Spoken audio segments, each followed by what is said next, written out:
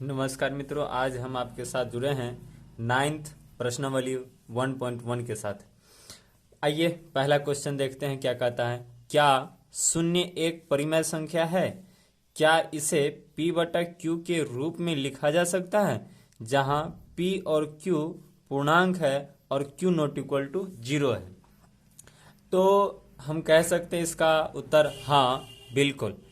क्यों? क्योंकि आप पढ़े होंगे परिमेय संख्या का परिभाषा कि जिस संख्या को p बटा q के रूप में लिखा जाए जहां q नॉट इक्वल टू 0 हो, उसे परिमेय संख्या कहते हैं। और हमसे क्वेश्चन कर रहा है कि क्या शून्य एक परिमेय संख्या है? तो बिल्कुल हाँ है। आइए कैसे है? तो 0/1 हम इसको लिख सकते हैं एक संख्या, 0/5 लिख सकते हैं, 0/9 लिख सकते हैं। आप कुछ भी ऊपर 0 लिख करके नीचे में लिख सकते हैं, वो परिमेय संख्या कहलाती है। क्यों परिमेय संख्या कहलाती है? तो आप पढ़ें, इधर हम लिख देते हैं परिमेय संख्या की परिभाषा। परिमेय संख्या, तो आप पढ़े हैं कि जिस संख्या को p बटा q के रूप में लिखा जाए, p बटा q के रूप में लिखा जाए जहां q नॉट इक्वल टू 0 हो, उसे परिमेय संख्या कहते हैं। संख्या कहते हैं। तो यदि देखा जाए तो हम लिखें कि जिस संख्या को p बटा q के रूप में लिखा जाए, तो p बटा q के रूप में तो लिख दिए, जहां q नॉट इक्वल टू 0, तो q नॉट इक्वल टू 0 है, q तो 0 के बराबर नहीं है, तो यह एक परिमेय संख्या है। चलिए अगला क्वेश्चन कहता है 3 और 4 के बीच 6 परिमेय संख्या ज्ञात करें। तो 3 और 4 के बीच 6 परिमेय संख्या ज्ञात करें। तो 6 परिमेय संख्या ज्ञात करने के लिए हमें जितना परिमेय संख्या कहेगा उससे हम एक ज्यादा ले लेंगे। तो 6 कह रहा है तो एक ज्यादा लेंगे, तो 6 के बाद 7 आती है तो 3 में गुना कर देंगे। 7 से जिस संख्या से गुना करेंगे उसी संख्या से भाग दे देंगे, तो 7 के 21 हो जाएगा, बटा का 7 हो जाएगा। देखिए अगर हम इसको काट देंगे तो फिर वापसी 3 आ जाएगी, और इसी तरह कर देंगे 4 गुने 7 बटा का 7। 7 से 7 काट देंगे तो फिर हमारा 4 बच जाएगा। यदि हम इसको गुना करके भी लिखें तो 28 हो जाएगा, 28 हो जाएगा। यदि हम इसे काट दें तो 4 ही रह जाएगी। अब हमसे कह रहा है मित्रों 6 परिमेय संख्या लिखना है। अब इसके और इसके बीच में हम संख्या लिख देंगे 22/7, 23/7, 24/7, 25/7, 26/7 और 27/7 हो गया। तो इस तरह से हम परिमेय संख्या 6 लिख दी। अगला क्वेश्चन कह रहा है कि 3/5 और 4/5 के बीच 5 परिमेय संख्या ज्ञात करें।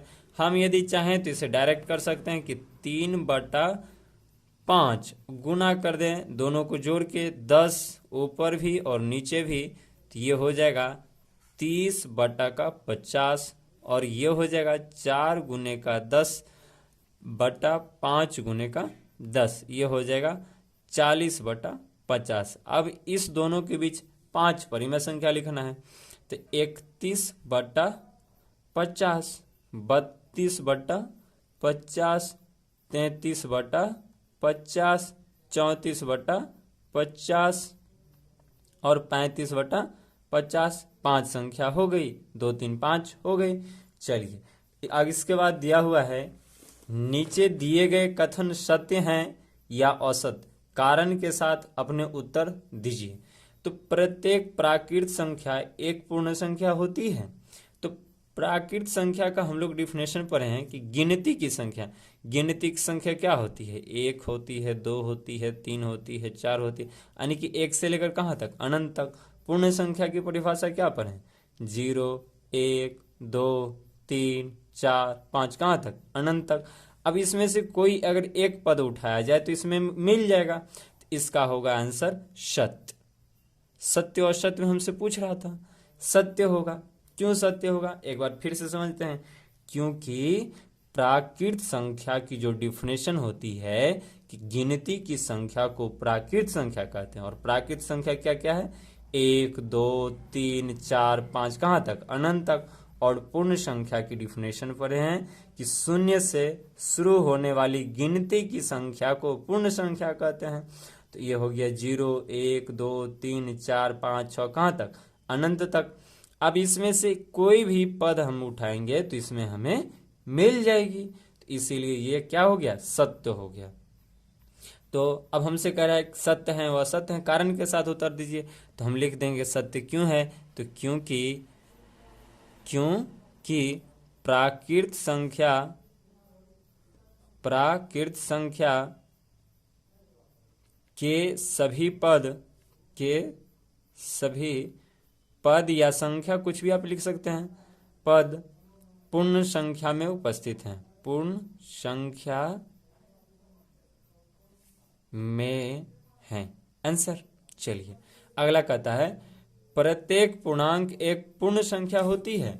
अब देखिए हमसे क्वेश्चन करा है प्रत्येक पूर्णांक एक पूर्ण संख्या होती है, तो पूर्ण संख्या की परिभाषा हम लोग क्या पढ़े कि -1 -2 -3 ...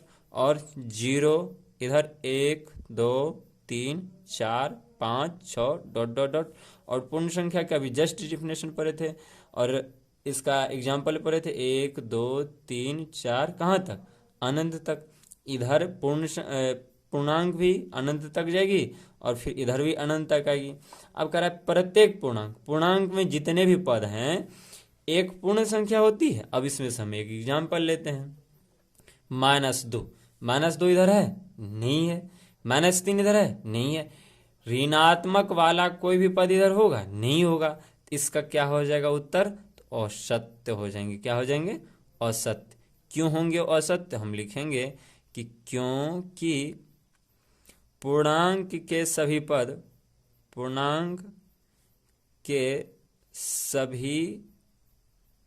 पद पूर्ण संख्या में नहीं है, पूर्ण संख्या में नहीं है।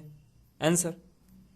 चलिए इसके बाद है प्रत्येक परिमेय संख्या एक पूर्ण संख्या होती है। प्रत्येक परिमेय संख्या, अब हम एक परिमेय संख्या लेते हैं 3/5।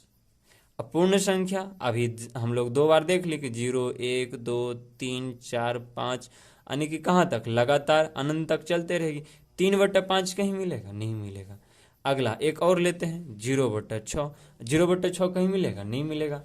अगला एक और लेते हैं 3/8, कहीं मिलेगा, नहीं मिलेगा। तो ये भी कथन क्या है, असत्य है, असत्य है। एग्जाम्पल के लिए हम लिख सकते हैं कि 3/5 एक परिमेय संख्या है किंतु पूर्ण संख्या नहीं है, किंतु पूर्ण संख्या नहीं है। आप देख रहे हैं ज्ञान सरोवर कोचिंग सेंटर। धन्यवाद।